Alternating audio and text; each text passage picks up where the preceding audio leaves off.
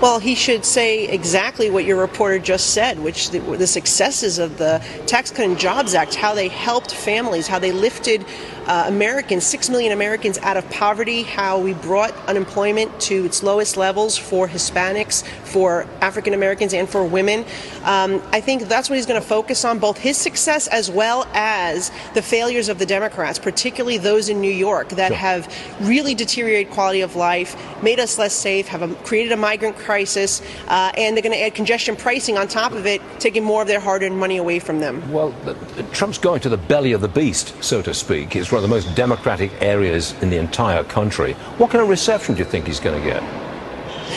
I actually think he's going to get a great reception. Look, it's limited to a crowd of 3,500 because of the permit, but I think you're going to see, and people will be maybe surprised to see African Americans, to see Hispanics, to see Democrats and independents and Republicans embracing this president because they are so fed up. Republicans have made inroads in New York City. We just flipped a city council seat in the heart of Alexandria Ocasio-Cortez's congressional district. In my congressional district, we flipped multiple assembly districts.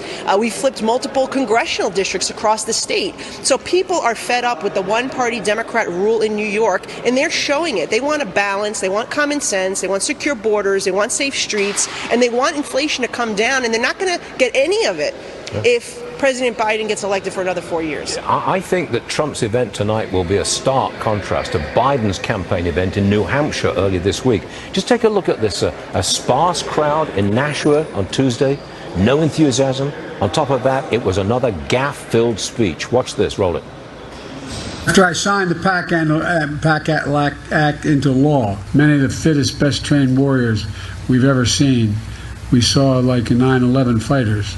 For firefighters, they were incredibly helpful in making my case. The law is, look, the bottom line is people not being sure we'd get it done without a lot of complication. Congressman, does anyone believe that he can be president for another 4 years? Well, I certainly don't. I mean, we can't afford for him to be the president for another 4 years. Look at the destruction this country is facing at every level, from national security to appeasing adversaries, to the high inflation, high food costs, high gas and utility costs because of his anti-energy policies. And that's why I think President Trump is doing so well in areas that we don't expect him to do well, just because they're heavily Democrat.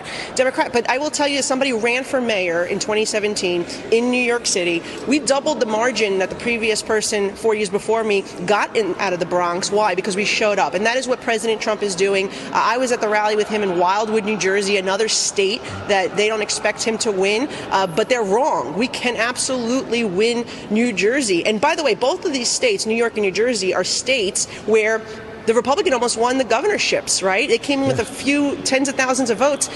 So people turn out and they are angry with the one-party rule they're seeing in New York, and they're unhappy with the way that they're getting whacked over the head with higher costs on everything, and they don't like the migrant crisis that's happening. They need to look at President Trump, see what he's offering, see what he did 4 years ago that left them in much better economic shape than they are today. Well, Trump's already got the political momentum. Let's see if he adds to that momentum after the event tonight.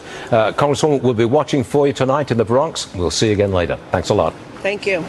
A fundraiser for the